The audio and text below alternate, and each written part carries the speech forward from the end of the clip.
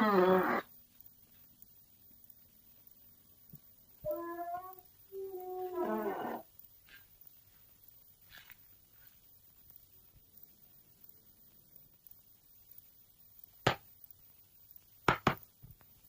धीरे, नाजुक पैरों में मोच आ जाएगी। जबान संभाल कर बोलो। तुम्हारे सामने तैलबराज की बहन मृणालवती खड़ी है। ये तो मैं पहले ही समझ गया था। पृथ्वीवल्लभ को जगाने की हिम्मत किसी मामूली स्त्री में नहीं हो सकती। इस बुरे हाल में भी तुम्हें यह ख्याल नहीं कि तुम किसके साथ बोल रहे हो? बुरा हाल कैसा सुंदरी? अपने सिपाहियों से पूछो, और अगर फिर भी कुछ बाकी रह जाए तो अपनी हारी हुई किस्मत से पूछो। मेरी शोहरत सुनकर तुमने मुझे जीतने का विचार किया। मेरे कवियों के गीत सुनकर तुम्हारे मन की आग और भी भड़कने लगी। मेरे सिपाहियों की बहादुरी देखकर तुमने अपने भाई को मुझसे फरेब करने पर उभारा। बाकी रह गई बात मेरी हारी हुई किस्मत की, तो उसे देखने के लिए तैलबराज की जोगन बहन अपना जोग छोड़कर यहाँ तक दौड़ी आई। और यही जोगन कल तुम्हें कुत्ते की मौत मरते देखेगी। नहीं सुंदरी, बहादुर कभी कुत्ते की मौत नहीं मरता। बहादुर सदा बहादुर की मौत मरता है, और जो बहादुर की मौत मरता है वो कभी नहीं मरता है। तुम पे धिक्कार है। पाप का मतलब तुम बहादुरी समझते हो?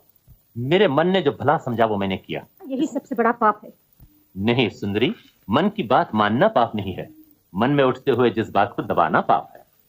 मृणालवती, मैं पूछता हूं तुम आज भी क्यों नहीं मुस्कुराती? देखो, इस बंदी घर की पथरीली दीवारें जो हमेशा अपने कैदियों के दुर्भाग्य पर रोती रही हैं, वो भी आज किसी के सौभाग्य पर मुस्कुरा रही हैं।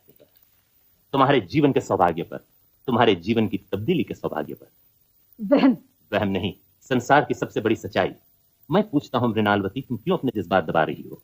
अब भी समय है, जवानी की आंखें खोलो, वरना बुढ़ापा जाग उठेगा तो जवानी और प्रेम का जागना असंभव हो जाएगा। तपस्विनी मृणाल के लिए प्रेम का ख्याल करना भी पाप है। प्रेम को पाप कहती हो? जब मैं तुम्हारे पापों की कहानियां सुनती थी तो मुझे शुबा होता था कि लोग बात को बढ़ाकर कहते हैं, मगर अब मालूम हुआ कि वो सच कहते थे। ये तो मुझे मालूम नहीं कि लोग क्या कहते थे। मैंने हमेशा दुनिया और दुनिया के सुखों को भोगा है और हर हाल में अपना सिर ऊंचा रखा है। मैंने अपनी उम्र के एक एक पल से, दुनिया की एक एक हरकत से, जवानी की एक एक उमंग से हमेशा आनंद लूटा है। मैंने सदा आज को देखा है और कल की कभी परवाह नहीं की। इसलिए मैं कल भी खुश था और आज भी खुश हूं। अपनी हार पर? अपनी जीत पर। तुम इसे जीत समझते हो? बेशक, तुम मुझे अपने बस में करने आई थी, लेकिन आप मेरे बस में हो गई हो। ये मेरी जीत नहीं तो और क्या है? मुझे बस में करने वाला जीव आज तक पैदा नहीं हुआ। तुम भूलती हो, वो आज से 40 साल पहले पैदा हो चुका है। तो अब उसे मरने के लिए तैयार हो जाना चाहिए।